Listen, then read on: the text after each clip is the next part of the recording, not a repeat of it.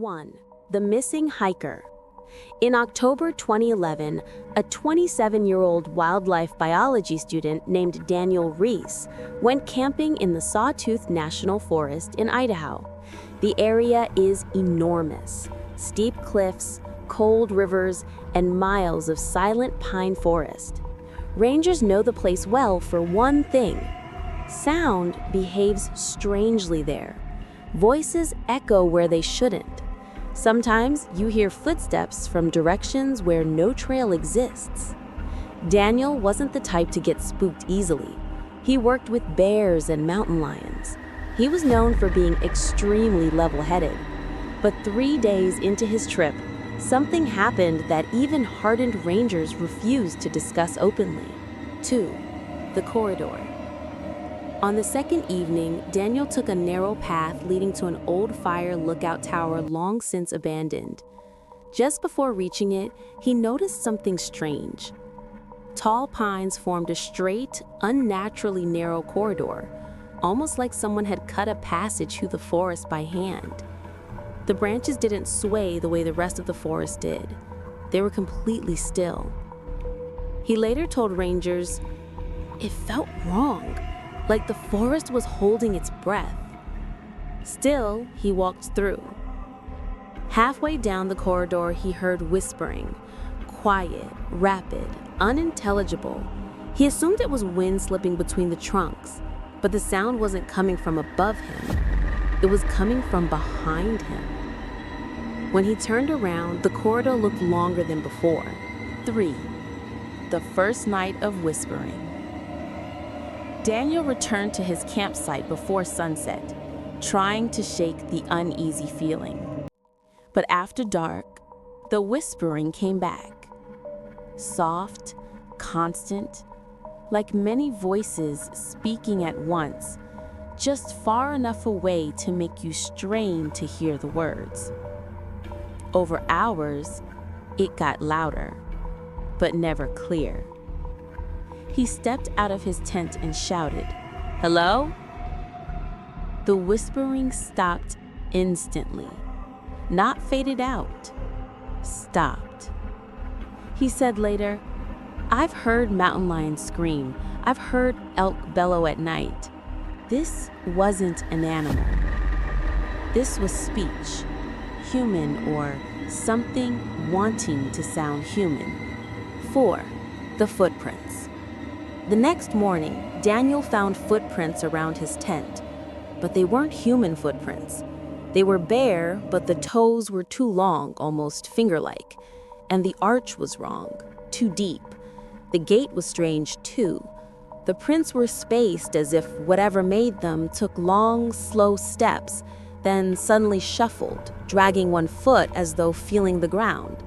The trail ended at the entrance to the same corridor of trees he had walked through the day before. At this point, most hikers would have left, but Daniel was a biologist. He told rangers something injured might be out there. He followed the prints. 5. The photo.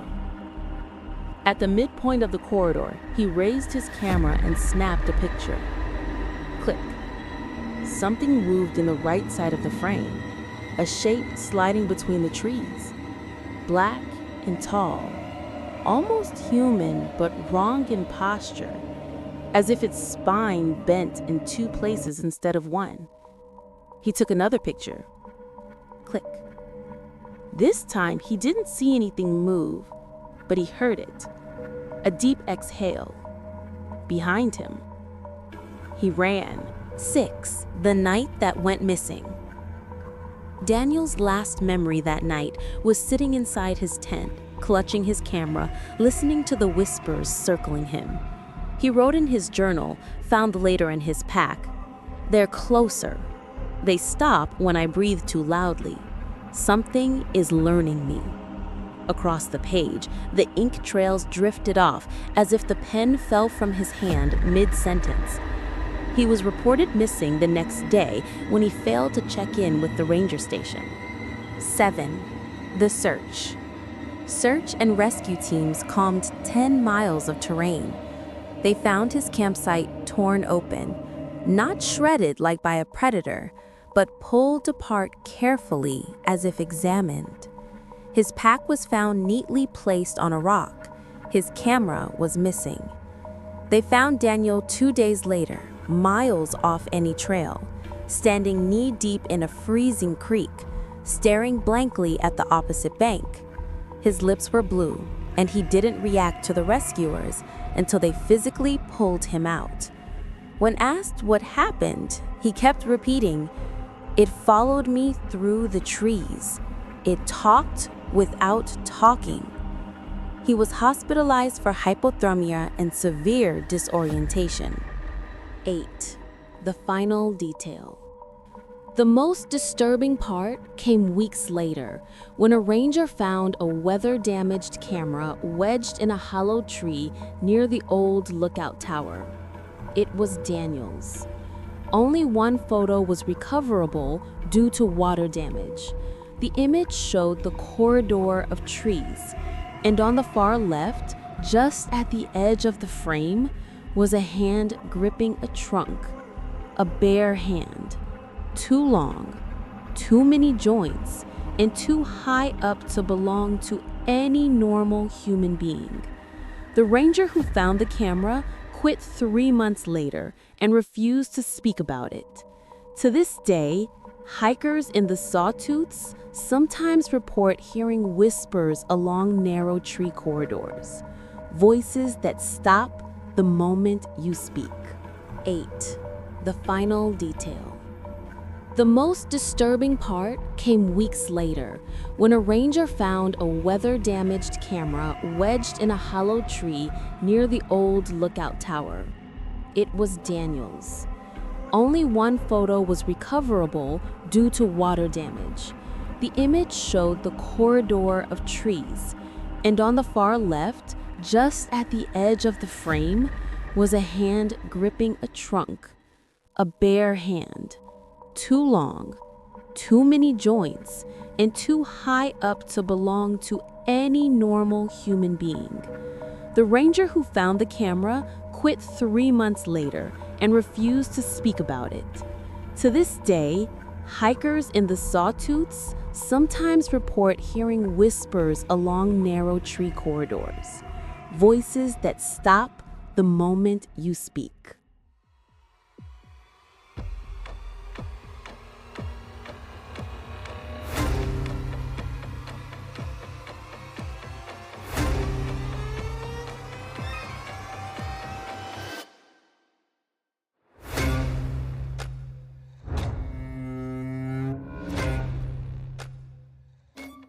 The Whispering Corridor, Part 2. What Daniel Remembered. The therapist's notes. 3 weeks after being found in the freezing creek, Daniel Reese began mandatory counseling. His therapist, Dr. Alicia Monroe, kept detailed notes. Ranger investigators later reviewed them, some reluctantly. The first few sessions were typical trauma responses: nightmares, gaps in memory, flashes of panic when confronted with pine smells or wind sounds. But then, Daniel began remembering things he hadn't told the Rangers. Dr. Monroe recorded the first breakthrough. Daniel paused mid-sentence, stared at the window, and whispered. It didn't whisper to me at first. It whispered to the trees. 2. The thing in the corridor. He described returning to the corridor after taking the photos. Not willingly, he said it guided him back. Not physically, not with force. He said, "It made the forest tilt," he whispered, "like the path moved under me." When asked what it looked like, he grew pale. "It changed every time I blinked. Long, then short, bent, then straight, like it couldn't decide what shape it should be." He said the air grew heavy and something brushed his shoulder, but when he turned, nothing was there. only the trees. But one of them was breathing. 3. The voices. Daniel remembered the whispers more clearly now. They weren't random. They weren't chaotic. They were repeating something. At first, he thought it was laughter, then crying, then words. 3 words. Not your path. Dr. Monroe thought this was symbolic trauma, the forest warning him he'd gone somewhere unsafe.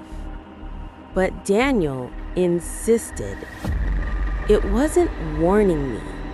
It was telling me I didn't belong there. And whatever made the corridor, it did. 4. The night he lost time.